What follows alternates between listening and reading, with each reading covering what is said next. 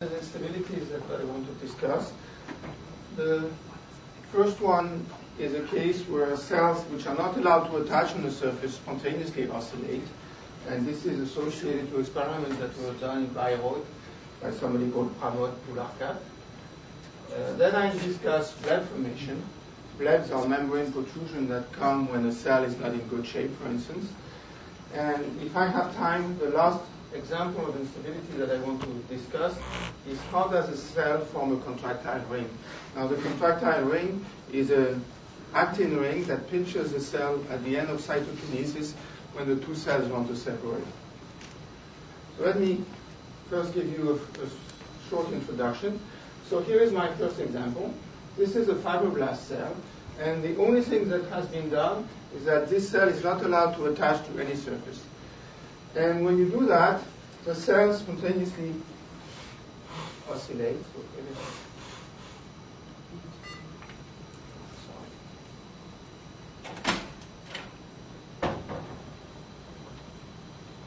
So the cell here, where it comes, spontaneously oscillates.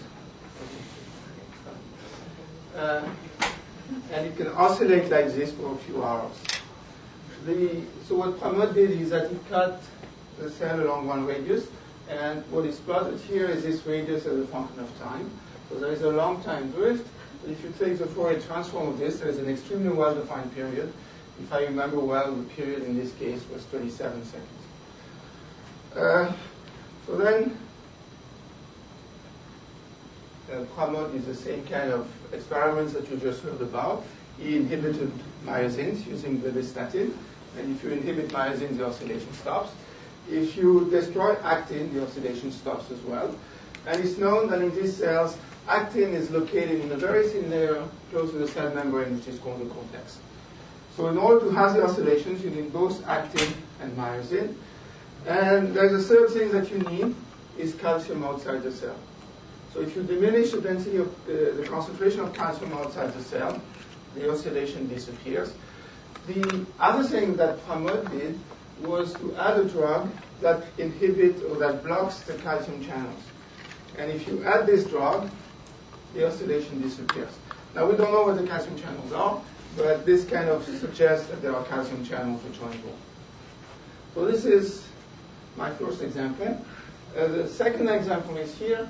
This is a cell which is in bad shape, which is going to die. And for this cell which is going to die, you see that it makes these membrane protrusions. The membrane pops out of the cell and then comes back, and the lifetime of this protrusion, which are called blebs, is something like 30 seconds to a minute. Here is a picture that I took from a paper of Guillaume Charras. What's labeled here is myosin. So again, you have the cortical layer, and myosins are bound to actin in the cortical layer. And when a bleb forms, the membrane detaches here from the actin cortical layer. There is a hole that forms, and then the actin cortex will reform here, and the bleb will retract back. So again, in this example, actin and myosin are involved, and what's involved is the contractility of the actin-myosin cortical layer. So these are the two examples that I want to discuss first. How will I do that? I go very fast on that. Over the last few years, we have built with Jacques Paul and Frank Jülicher, essentially, and Carsten Kruse, what we call a hydrodynamic theory for active shells. The idea is that actin forms a network, but this network is not a classical network because myosin molecular motors are bound to this network, and myosin molecular motors consume energy all the time. So the idea is to forget about any local details and to try to make a theory for large length scales and long time scales, which is exactly what people do for hydrodynamics. So I won't go into the theory. We'll simplify this thing enormously. We only look at a one component system instead of looking at actin, myosin, plus the cytosol. We make it incompressible. We can relax these assumptions, but then the theory becomes infinitely complicated. And the idea of hydrodynamics is that you want to write linear relationships between fluxes and forces. So you have to decide what the fluxes are and what the forces are. One of the flux has to be the stress, because you want to look at mechanical properties. We also want to keep track of actin orientation. Actin is a polar filament. Locally, actin will be oriented. So one of the fluxes will be how the orientation of actin varies with time. So we define the polarization and we look how it varies with time. And the other thing we want to keep track of, and this is the whole point of this theory, is that there are molecular motors in there. And the specific point, and the only one that we keep, is that molecular motors consume energy. Anytime an ATP molecule is hydrolyzed, you get an energy that I call delta mu here, which is something like 25 kT. So that would be the force, and the flux which is conjugated to that is the number of ATP molecules that you consume per unit time. So the idea is to consider these fluxes and forces, write the most linear relationship between them, respecting the symmetries. Now, what are the symmetries? As I said, actin is a polar filament, so if locally actin filaments are more or less oriented, you define an average vector, which is the polarization, and that's a vector symmetry. So there is only one vector in the problem. Any vector that comes into the theory has to be proportional to this one. If you need a tensor, there is only one second-order tensor that you can make with a vector, which is a quadrupolar tensor that I wrote here. So any tensor in the theory has to be that. So that's when actin filaments are aligned. In the cortical layer, very often, actin filaments are not aligned, but they are aligned, but they are randomly oriented. So half of them are in this direction, half of them in this direction. So it's not polar ordering, it's nematic ordering. In this case, the vector here is 0, and you have to consider the average of the quadrupolar tensor, which is a so-called nematic order parameter. So we did the theory in both cases. I will show you one equation which is in this case, but I will use a general theory afterwards. As I said, the main point is I want to describe active effects, which means I want to describe the effect of molecular motors. In the theory, any term which is proportional to this delta mu is due to the molecular motors. Then there is kind of a systematic way to do the theory, and I don't want to drown you under equations. So the only thing I did is I wrote the relation between the stress and the velocity gradient of actin. The way we describe the actin gel is we describe it at what physical chemists call a physical gel, which is something which is solid at short time and flows at long time. So I used here the Maxwell model. The Maxwell model is just this. At long time, this ddt here is negligible, and it's like a liquid, and eta is the viscosity. At short time, this 1 here is negligible. It's like a solid. There's a finite shear modulus, and the shear modulus is just eta over this time tau here. Now, there have been experiments in vitro, in particular in the group of Joseph Case, and what these experiments tell you is the value of this relaxation time here, which is something like 10 to 100 seconds. What people also measured is the elastic modulus, which is eta over tau, and that's something like what I said yesterday, like the elastic modulus of the cell is like a 1,000 Pascal. So we know an order of magnitude of this term here. Then there is a whole bunch of terms here that I don't want to describe. There is a coupling between the stress and the orientation of the actin filament. And this is something which is known. For instance, it's known in liquid crystal physics. If you have molecules which are oriented in one direction, if you shear the system, you tilt the orientation of the molecule. This is due to this term here, mu1. So this term, and I don't know the exact value of this for actin, but this term is known in liquid crystal physics. The only thing which is new is this term here. The stress is a tensor, so it has to be a tensor. So it's proportional to the only tensor that I have, which is Q alpha beta. And it's proportional to delta mu. So this is the effect of molecular motors. So just by symmetry, what I get from that there is a stress due to molecular motors. Now you can try to make molecular models for that, and Christina did many of these. The basic idea is that if you have a mini filament of myosin, as we just heard, it bounds to one of the actin filament, it's bound to the other one, and it shrinks the gel by pulling on the two filaments. So this is what's behind this coefficient, which is called zeta here. The other point I want to make is that as the tensor is Q alpha beta, this is not a pressure. It contracts the gel in the direction of the filament, and it dilates it in the direction perpendicular to the filament. So that's what I want to look at. What is this effect of this active stress, and how does it modify the properties of this cortical actin layer? Now, to be complete, I must say that this is only the symmetric part of the stress, and if you have a non-isotropic liquid, there is an anti-symmetric part of the stress. So that's all I want to say on this active gel theory. And I want to talk now about these oscillations. Before I do that, let me tell you how we describe the cortical actin layer. So my first description is extremely naive. I assume that the cell membrane is flat. And there are a few things which are known. The first thing is that the actin filaments grow, and they grow from the surface. So when they grow, you add monomers here, and the actin filaments are growing. The second thing is that they're almost parallel to the surface. But if you look in the plane of the surface, they are randomly oriented. So it's like a two-dimensional isotropic orientation of the actin filament, and they are all almost parallel to the surface.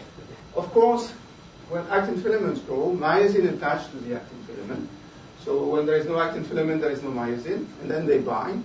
And here again, we're extremely naive. We use the first order chemical reaction for attachment of myosins. And what this tells you is that the further you go, the more myosins you have, and you reach a saturation value. So this zeta bar, delta mu, is the stress that you would reach due to myosins if the layer is very thick, and it varies with this like an exponential. So there is a profile of active stress that goes from here to here. Now, what the active stress is doing, it tends to contract the gel. So in this case, it's like a tension. You put on the gel like this.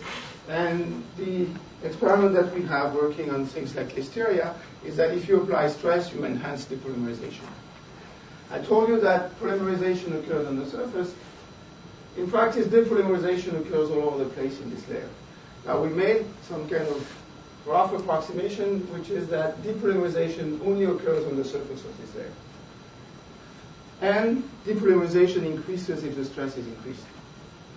Now, this is enough to fix the thickness of the cortical layer, because if the layer is very thin and depolymerizes at the surface, the stress that's tearing apart the filaments is very small. So polymerization speed is very large, depolymerization is very slow, and the layer grows. And then the further away you go, the higher the stress, so the higher the depolymerization velocity. And there is a thickness where the polymerization velocity exactly balances the depolymerization velocity, and that fixes the thickness of this layer. So the thickness is here. Vp is the polymerization velocity. Tau m is the time scale of the chemical reaction of the attachment. And then you have a factor here that depends on the activity. If the myosins are very strongly active, the thickness is very small. Then if you decrease the activity, it increases and increases, and there is a finite value where this thickness diverges, which means that the actin filament invades of the cell. So that's our basic theory for the actin cortical layer. Of course, looking at a flat membrane is not enough. So we are theorists, so we went to a more realistic model of a cell, which is a sphere. So the sphere is here. The cortical layer has a thickness E. Now you need to fix the geometry of this cell. And what we did is we assumed that the cell imposes the osmotic pressure difference between outside and inside. So it regulates the density of iron. And this is what fixes the radius of this cell. The other thing that we assumed, which could be changed, but we made this assumption, is that the tension of the cell membrane is constant. What that means is that if the tension changes, for instance, if the tension increases, the cell will bring in vesicles to increase the area of the membrane, to relax the tension. So these are the two assumptions that we made. Now in this case, in the cortical layer here you have stresses. One of them is due to the myosin motors. This is the active stress. But there is also a stress due to the curvature effect. I mean, if you take a gel like this and you bend it, you create a curvature energy. So we take both of these things into account. We use this active gel theory that I showed you. And the answer is very simple. The answer is that everything is as if the cell had an effective tension, and the effective tension is the sum of two things. It's the sum of the membrane tension plus the sum of an active tension, which is due to the cortical layer. And the active tension is just the thickness of the cortical layer times the active stress in the cortical layer. Of course, then you have to compare these two terms. So the membrane tension is known. It's something like 10 to the minus 4, 10 to the minus 5 Newton per meter. If you put numbers, and we have estimates of this active stress from experiments on motility, E is something like 1 micrometer. This active tension is something like 10 times the membrane tension. So in most of what I will say afterwards, the membrane tension is small, and the only thing that counts is the active tension, which is due to the molecular motors. So what does it mean that there is an effective tension? It means that if you look at the osmotic pressure difference, or the pressure difference between inside and outside the cell, it's given by Laplace's law. So it's 2 over the radius times the effective tension. So you can apply Laplace's law for the balance of pressure, but you don't have to put the membrane tension, you have to put the membrane tension plus the active tension. And in this curve geometry, you can calculate the thickness of the cortical layer, which is given by this equation here. The only point I want to make is that if you change the motor activity, you change the tension, you change zeta delta mu, but you also change the thickness. Yes? Is E the thickness? E is the thickness of the cortical layer here. Okay. But not in the bottom equation. It's not thickness of the cortical layer is here. But the other E is not thickness. Oh, that's an exponential. Yeah. Just checking. Okay, sorry. So the first thing that we did is we decided to look at the stability of this spherical cell. So you deform the cell, and we use a lower spherical harmonics. The lowest one is an n=0 mode, so you contract the sphere isotropically. But if you do that, you change the volume. Now it's known that the permeability of the cell with respect to water is small, so these modes essentially don't exist because the cell at the time scale that we're looking at are incompressible. The next mode is something like this. So it's mode n=1. So if you do a perturbation which is a spherical harmonics with n=1, we just shift the sphere by a constant value. So the overall shape is not changed, but the mode n=1 will shift the inner surface of the cortical layer with respect to the cell. So it means that on the one side the cortical layer is very thin, on the other side the cortical layer is very thin. So that's mode n=1. And then we looked at mode n=2, which is this shape that comes into. So n=0 we don't consider, and modes n=1 and n=2 become unstable.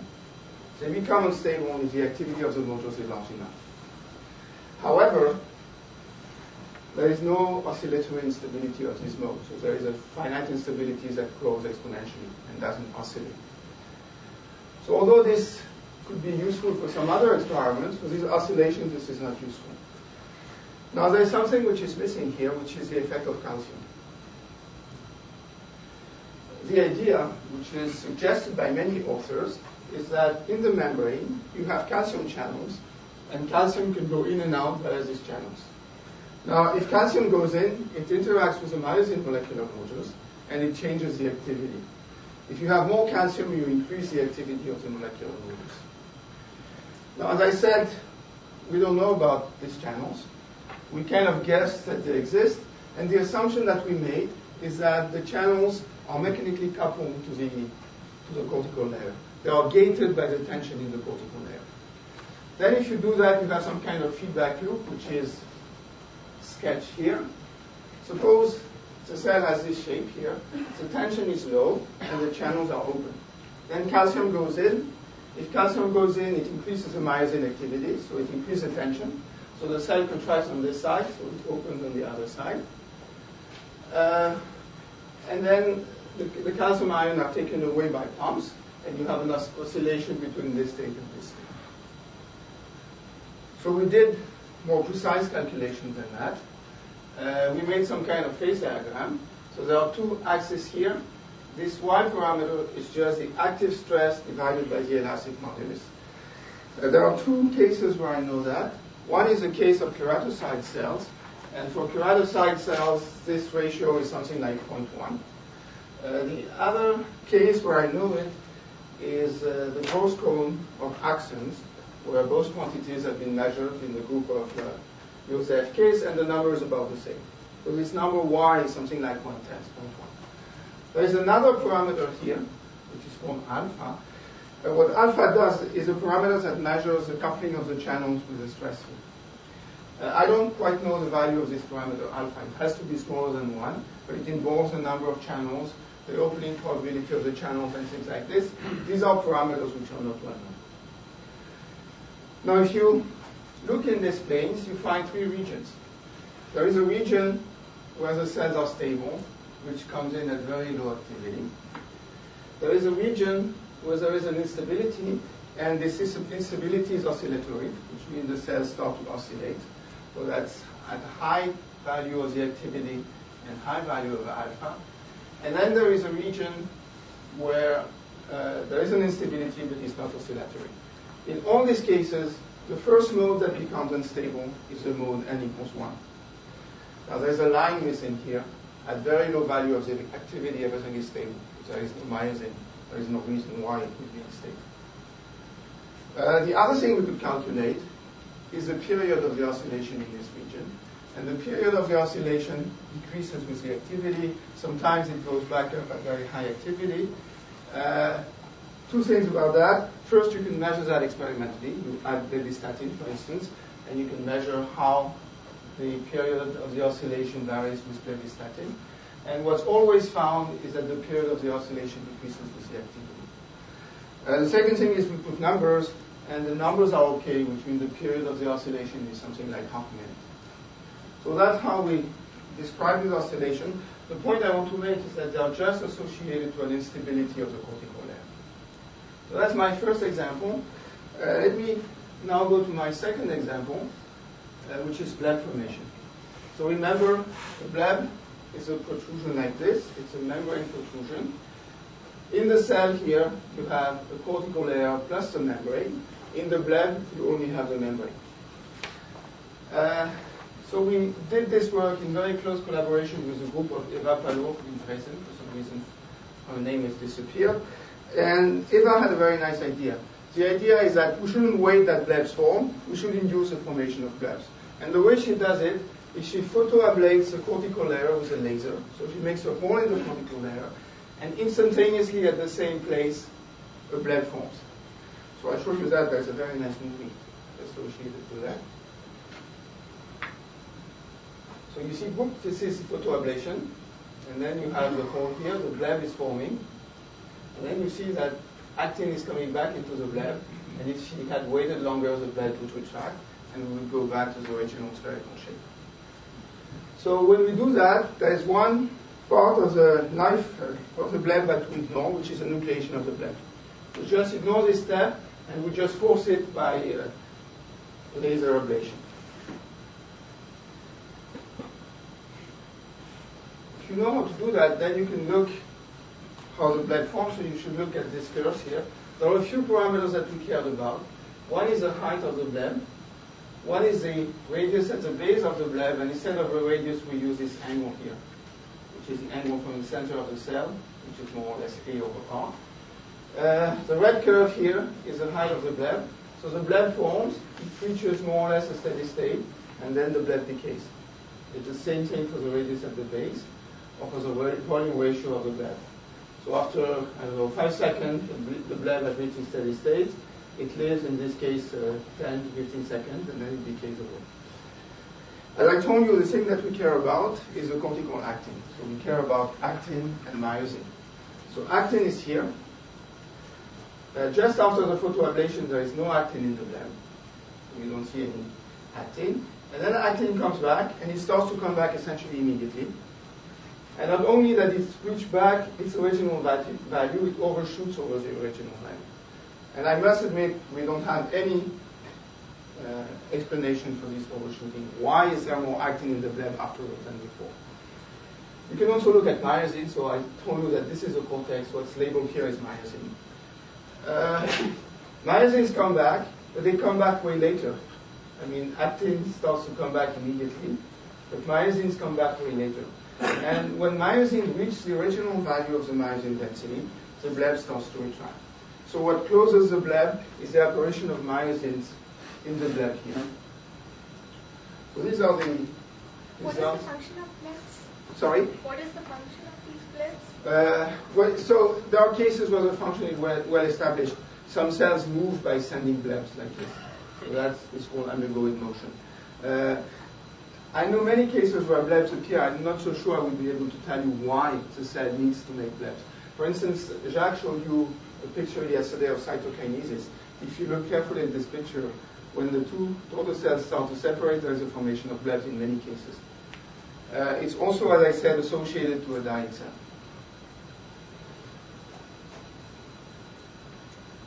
So the first idea was to take back our theory of the cortical layer. So we tried many things, and it seems that the most consistent results are obtained if you assume that the cortical layer is solid. So it has a finite elastic modulus, which means that the viscoelastic relaxation time is larger than the lifetime of the bleb. So, and then the other thing that we did is we looked in the continuum elasticity book, and we used what's called thin shell theory, which amounts to taking the elasticity equations and mapping them into a two-dimensional problem. So if you do that, what you can calculate is the pressure inside the cell. So it's the pressure outside. This is a Laplace law. There is a curvature inward, so the pressure is larger here than here. And as I told you, I have to put here the effective tension. And then there is an effect of the elasticity of the cortical layer. If you want to contract it, it resists. So this is this term here. If you look in the bleb, which I didn't draw here, the bleb has a radius RB, and the only thing you have is the Laplace pressure.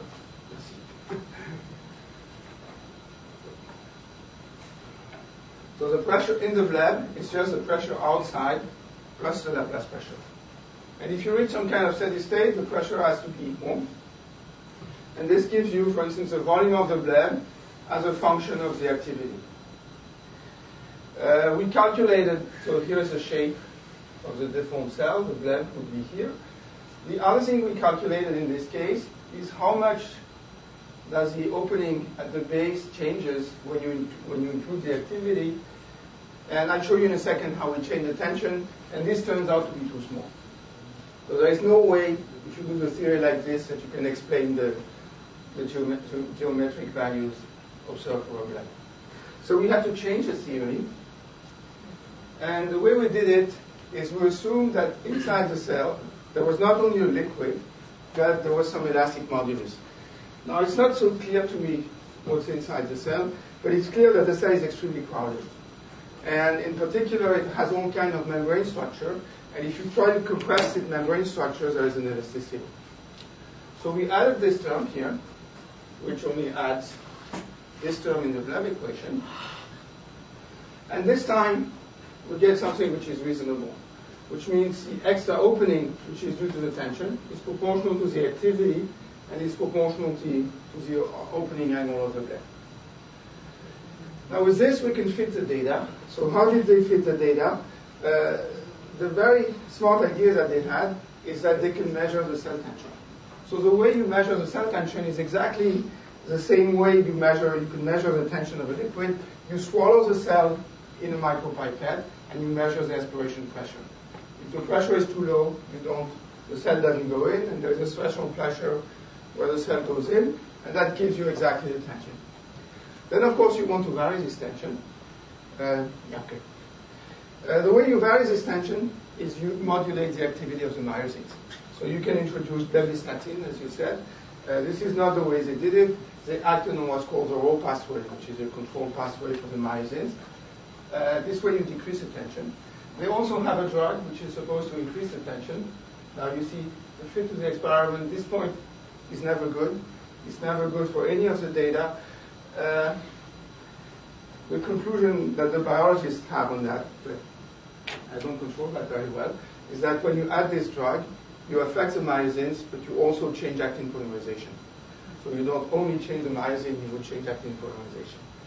Now if you forget this point, which is a point where you would enhance the activity of the myosins, you can more or less fit the data. You have two parameters to fit.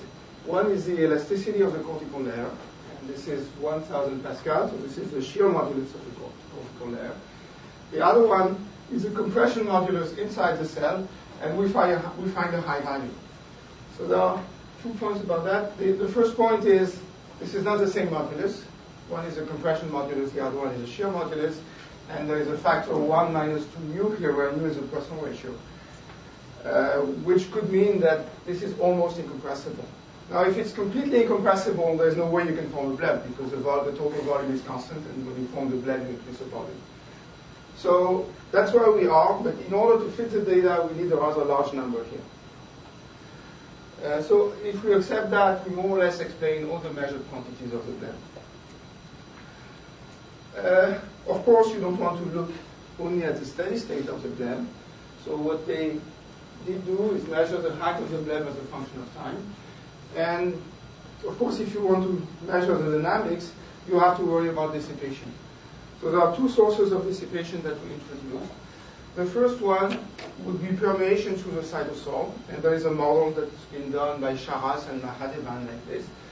The other source of dissipation that we added is dissipation due to membrane flow towards the bleb. If you make a bleb, you have to increase the area of the membrane, so you have to pull the membrane, and there's a flow associated to that. It seems that this is a dominant term. At least when we compare to the data, this is a term that seems to be larger. And here is the initial velocity of the bleb as a function of the tension, and we get a reasonable fit, but we have one extra parameter to fit, which is the friction of the membrane of the cortical layer. Before I stop, I'll show you two more things, or one more thing. A very neat idea of experiment again. The idea was on the same cell, you shouldn't make one bleb or two blebs. So the first experiment, you first do one bleb here, and then inside this same bleb, you do a second bleb. Now the reason is, if there is no actin in the bleb, the second ablation shouldn't do anything because there is nothing to ablate. And indeed, you can make two blebs.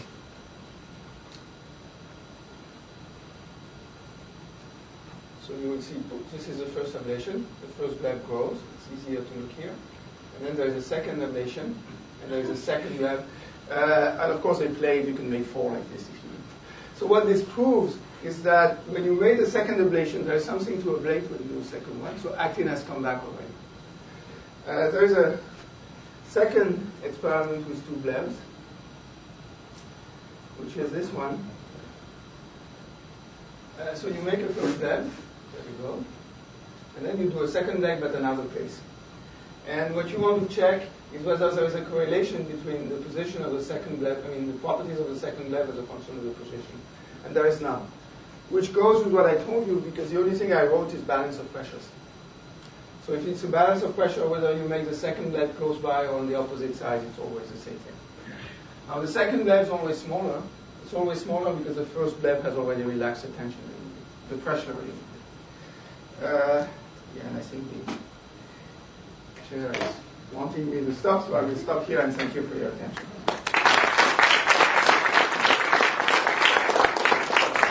Thank you. Questions? Maybe to speak loudly. Okay.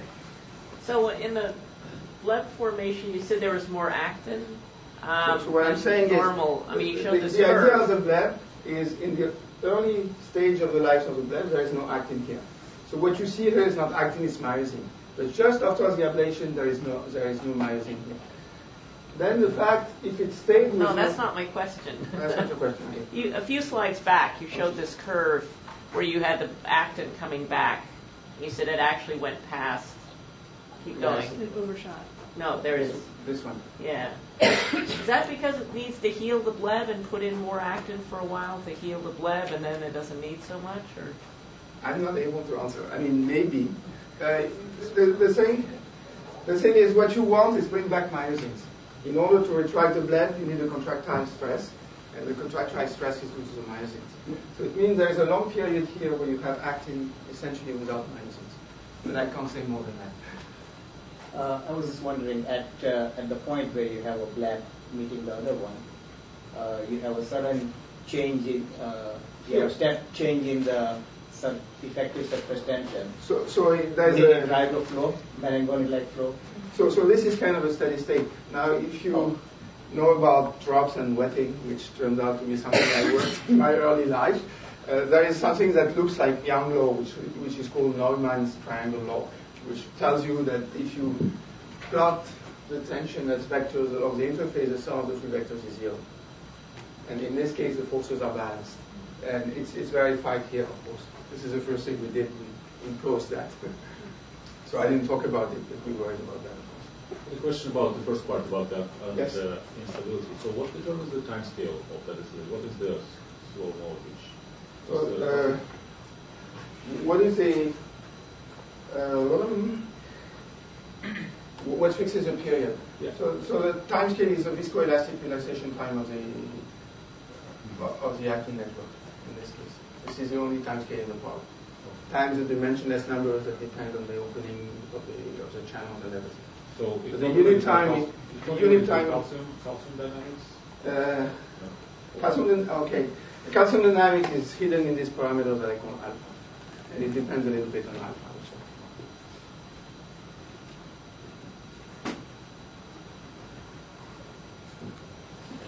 also. I'm kind of confused about the issue of compressibility. You said that last result showed that the thing was incompressible and you didn't expect it to. Why don't you expect it to be incompressible? The blood comes out. No. Why is that? If you take a polymeric gel of any kind and you measure the Poisson modulus, if you don't make the gel to have a weird result, you find something between 0.4 and 0.5. So it's always very close to incompressible. Even a gel. Now, in this case, it cannot be incompressible, because if it were incompressible, it would mean that the gel would keep the same volume, inside the cell. So the interior of the cell would keep the same volume, and as I assume that water has the same volume, there wouldn't be any bleb. Yeah. So, and in any case, it has to be incompressible. So where's the water coming from then? The total volume of water is constant. The total volume of water is constant. Yeah. So we assume that during the lifetime of the bleb, there is no permeation of water in and out. Okay, but there are aquaporin, of course, in many cells, but it seems that even with that, the permeation constant is pretty low. So the total volume of water is constant, however, there's new volume taken up by... So the idea is that you contract the cortical layer, so you push on the bleb, it expels some solvent to contract, and this solvent is what makes the bleb. If you take a water-soluble gel, you press on it, there's water that goes out. It's called synergesis. It's exactly the same mechanism, and this is the water that would make the gel. I have a question about your second bleb.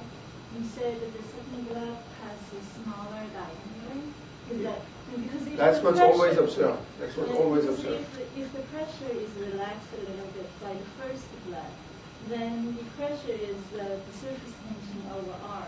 So you would expect that the second one to be bigger. So you're pointing out. First of all, this is true. Laplace pressure has to be satisfied all the time, but nothing tells you that these are steady-state results. The bleb are still growing and things like this. But the fact is, experimentally, it's always small. Not much, and the size of the second bleb doesn't depend on where you make it. So you can't predict. No, I can't really explain because that. It's a dynamic state. You can't explain. Yeah, I'm kind of escaping your question by saying that it's a dynamic phenomenon. But so maybe it oscillates? Sorry? Maybe it oscillates? No, we never saw blebs oscillating. Could it be the Oh, elasticity? yes and no. The same person, Eva Palot, had another instability with cells. She depolymerized microtubules. And in this case, the cell makes a bleb, but the bleb invades the whole cell. So it doesn't stop at a finite value, and it invades the whole cell. And that oscillates. So then actin comes back, and the new bleb found on the other side, and the new bleb invades the whole cell. The instability is a little bit different than the one I explained, and the period is longer. It's like 10 minutes. I have a question about this balance of surface tensions at the neck. So you should have the third interface that would balance the two different surface tensions between the bleb and environment, the cell and the environment. There should be something between the bleb and the cell. So yes. For the balance. So what is that? Wait a minute. When the bleb and the cell. Oh, but there is no. No. Because it's on the inside the bleb, there is no interface. It's only water. So the only difference you have is you have a tension which is due to the bleb, which is the tension of the membrane. You have a tension which is due to the cell, which is the tension of the cortex. But then in the triple line, you have just two forces that are directed differently. They cannot be balanced. This is one point. Yes. So there is a third force which I'm forgetting now. I'm sure it's satisfied. So. But then in the second model, not which yet. was better explained in the experiments, you do have the Yeah, I have the difference. contractility that comes Right, in. so then it's a natural thing to introduce the third force, at least. Yes, in this case there's no problem. But even in the first case, I'm sorry, it will come back. I know the answer to this question. Okay, one last question and we'll get a break. On the Laplace pressure, you said that there was some additional term on the flip. There was some additional term due to the gel inside the. So it's not cell. yes. I don't understand that at all. So what I'm saying is, if you contract the cortex and you have a gel inside, so if the inside of the cell is elastic, you will compress this elastic part, and that will resist the contraction. So that opposes the tension of the blood. Like the elasticity of the cortex also opposes the contraction of the blood. And that's where this term is coming from. Okay? So that seems like that would be a volume term. I don't understand. That's a volume term. So if you look, that appears in the equation. Where is it?